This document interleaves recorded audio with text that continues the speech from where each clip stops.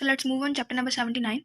Chapter number 79 में से ये चैप्टर इंपॉर्टेंट है। देखें, अब आपको चैप्टर का नेम ही बताया, insulin, glucagon and diabetes mellitus. आप लोग को पता है आपके भी घर में, हर घर में एक ना एक डायबिटिक पेशेंट जो होता है वो होता ही ज़रूर है, ठीक है। तो इस लिहाज से हमारी क्लिनिकल साइड के लिहाज से भी चैप्टर इंपॉर्टेंट, इवन कि आप लोग आगे जाओगे एंडो फार्मा पढ़ोगे, एंडो मेडिसिन पढ़ोगे, तो उनमें भी ये चीज़ें अप्लाई हो रही होती हैं। आप लोग वो जाके जब अच्छे से कर सको जब आपकी बेसिक स्ट्रॉन्ग होगी, और वो बेसिक स्ट्रॉन्ग करेगा आपका ये वाला चैप्टर। स्टार्ट में पहले आप लोगों को पता होगा पेनक्रियास से कौन से हार्मोन कितने % से रिलीज होते हैं, ये सारे एमसीक्यूज हैं।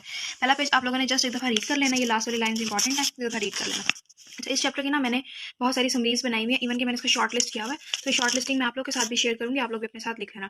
स्टार्ट में ये इंसुलिन के सिंथेसिस और ये इंसुलिन में क्या क्या कॉन्टेन होता है, ठीक है। ये सब है एमसीक्यूज। ये एससीक्यू है कि effects of insulin on potassium. अब ये स्टिकी नोट वो वाला है जो इस सारे पेज का जो है वो निचोड़ है हमारे पास। अब आप लोग यहाँ देख सकते हैं इंसुलिन केमिस्ट्री एंड सिंथेसिस मैंने यहाँ से उठा के यहाँ पे अपने स्टिकी नोट पे पेस्ट कर लिया, तो आप लोग इस शॉर्ट लिस्टिंग से पढ़ोगे, आप लोग को फायदा होगा। एक्टिवेशन में से एक दफ़ा रीड कर लेनी है। अब 79.6 जो है ये इंपॉर्टेंट है, ठीक है। ये आप लोगों ने अच्छे तरीके से तैयार करनी है और इसकी थोड़ी सी समरी मैंने इधर लिखी हुई है। Next, effect of insulin. अच्छा, अब आपने effect of insulin, her hormone का ना मेटाबॉलिज्म के ऊपर इफेक्ट लाजमी तैयार करना है। अच्छा, ये ऐसी क्यों में पूछ लेते हैं, ठीक है।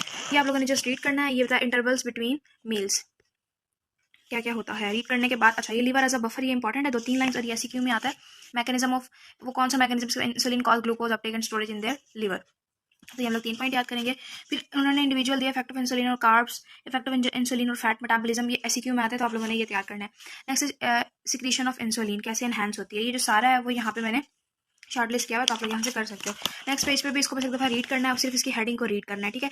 ये deficiency, insulin deficiency plus excess of fatty acids. Basically ये हमारे पास कॉन्सेप्ट है कीटोएसिडोसिस यानी कीटोसिस का, तो ये भी एससीक्यू के लिए इंपॉर्टेंट है।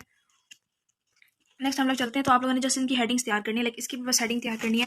मैकेनिज्म ऑफ इंसुलिन सिक्रीशन के लिए आप लोगों ने फिक्स 79.7 तैयार करनी है, ठीक है। और ये यहाँ पे फिगर मैंने एक्सप्लेन किया हुआ है। बाकी जो एडिशनल ऐड करना था वो मैंने पिक्चर में ऐड किया हुआ है, आप लोग भी अपनी बुक पर लिख लीजिएगा। बस इस नेक्स्ट आगे कुछ नहीं करना, हम लोगों ने ये बस बॉक्स करना है 79.1, ठीक है। फॉर एससीक्यूज यहाँ से एमसीक्यूज भी बनते होते हैं, तो बस करने की जरूरत नहीं है। अब आज इधर इंक्रीज ग्लूकोजिनोलाइसिस, ये सारी बातें आपने बायोकेम में भी पढ़ी होंगी, तो यहाँ मैं थोड़ा सा लिखा हुआ है, आप लोग इसको लिख लेना। बाकी जो ये हाईलाइट पोर्शन किया हुआ है, ये एक्शन ऑफ ग्लूकागोन, क्या क्या इसके ग्लूकागोन के एक्शन होते हैं और ये ग्लूकागोन कैसे बनता होता है, ठीक है।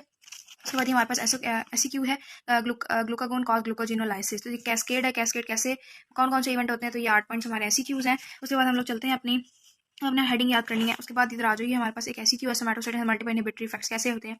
Summary of blood glucose regulation, इसकी मैं आप लोगों को ना समरी दिखाती हूँ। ये मैंने समरी लिखी हुई है अपने वर्ड्स में, तो आप लोग ये वाली समरी भी कर सकते हो, इवन के पढ़ के आप अपनी भी समरी लिख सकते हो। फिर आ जाते हैं हम लोग अपने फीचर्स ऑफ डायबिटीज़। अच्छा, अभी उन्होंने ये फीचर्स दिए होंगे डायबिटीज़ के, पूछेंगे कि आप डायग्नोज करो, ठीक है। तो आप लोग को इस पेज पे डायग्नोसिस बनाना है अपना।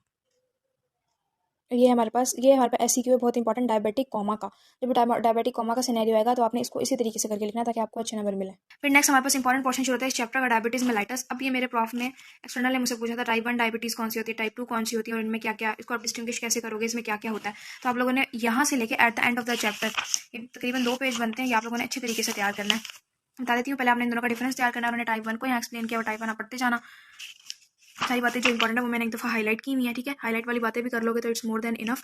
उसके बाद ये वाला आप लोगों ने टेबल करना है, डायबिटिक कोमा का, पीछे मैं आपको स्टिकी नोट भी दिखा गई, वो करने के बाद आपने ये एमसीक्यूज के लिए तैयार करना है। टाइप 2 डायबिटीज मेलाइटिस एक्सप्लेन की क्यों होती है, आपको ये बताना चाहिए। नेक्स्ट आप लोगों ने 79.3 बॉक्स करना है।